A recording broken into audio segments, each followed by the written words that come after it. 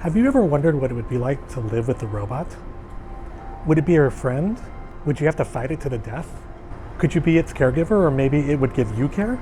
I'm the director of technology at the MIT Museum. We've been closed since March due to the COVID-19 pandemic, but I want to show you inside to let you see one of my favorite objects that really gets at this question of human-robot interaction.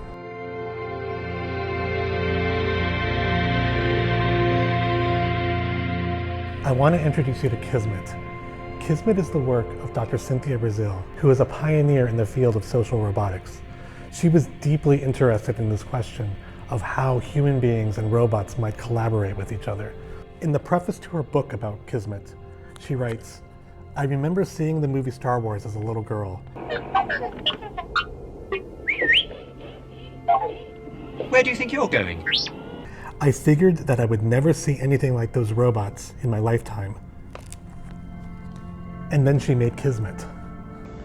If we want to build a robot that can interact with people, communicate with people, and learn from people, it has to also be social. Human beings use all sorts of signals to communicate with each other. Of course, the words that we use matter, but also our facial expressions and our eye contact. These are all communicative channels that robots don't always have. So Dr. Breazeal's innovation was to give robots some more of these signals through which to communicate with humans. Kismet can express in 3 modalities. One is through tone of voice. Another is through facial expression. And body posture is also critical. So approaching, leaning forward when it likes something, withdrawing when it doesn't like something. Our faces have so many muscles in them, but Kismet only has a few motors. Just by flicking its ears or make its lips turn a certain way, and of course its big expressive eyes, Kismet can make you think that it's feeling something in response to what you're doing with it. And that's because our brains are trained to look at patterns in faces and see the curve of a lip as a smile or direct eye contact and register that as intent or emotion. We're so good at finding faces that sometimes our brains make a mistake and think that an inanimate object is alive. Dr. Sherry Turkle, another professor at MIT, argues that this might be a dangerous thing. If human beings are projecting emotion into inanimate objects like robots, then that is an inherently dehumanizing activity. I've seen examples where robots can be extremely helpful. Oftentimes, therapies for children with autism are repetitive and require a lot of attention and time. Robots are very good at doing the same thing over and over again, and their limited expression compared to human expression is often more times palatable to a child with autism. So in these cases, robots actually might be a perfectly appropriate therapeutic tool versus a human counterpart. So if C3PO was a humanoid robot that had a face and was able to use its body language, of course R2-D2 didn't have a face, but it was very expressive with the sounds that it made. In much the same way, Kismet had a very rich vocabulary of sounds. It was gibberish that it used to emote when it was communicating with people. There aren't that many people that would argue that Kismet is alive. It doesn't even really have human intelligence. It's a set of hardware and software that respond to inputs from its sensors by moving motors around or making the speaker squawk. But what fascinates me is that this machine was made by a human being. It was fulfilling a vision of a little girl who wanted to have a connection to C3PO and R2-D2. If we look at Kismet like we would look at a piece of art, you start asking questions about the artist.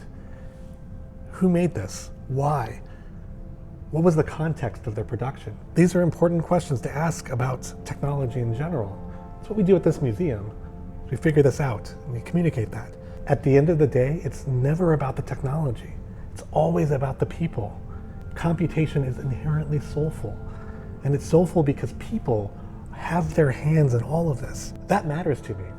I'm so interested in the humane touch on this technology. Sadly, at our museum, we're not going to be able to turn these robots back on. They were research projects. They had a certain purpose to study science, to study the technology. They were never really meant for long-term use. Drones, self-driving cars, Robots that vacuum your house, these are around to stay. They don't have faces. They're not social robots in this way, but they're among us. We should be thinking about what it means to interact with them on a human or a machine level. In a world that's ever more dominated by computation, we need to understand what is it that makes it soulful. Who are the human beings that were involved in making Kismet? Who are the human beings that are involved in making social media like YouTube? What was their intent? What is the outcome of their work? How does it affect us? How is it changing humanity? These are deep, interesting questions. I should say that Kismet is one of my favorite objects at the museum also because Dr. Breazeal was my graduate school advisor when I was here at MIT. I am so deeply passionate about trying to understand our cyberganic relationship with technology, and I want to share what I learned about this with you. This is my first YouTube video ever, in case that wasn't incredibly obvious. So I guess this is where I'm supposed to say like and subscribe. I do write a newsletter also called Soulful Computing about this topic, the link somewhere. But maybe more importantly, think about your own relationship with technology. Like, why are you watching a YouTube video right now? There's nothing wrong with that, but are we making a real human connection here?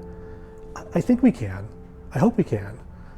When it's easier for us to be together and you can come visit us at this museum, I hope you and I can have a real conversation face to face, just like a human and a robot might. Until then, stay safe and comfortable in these strange times.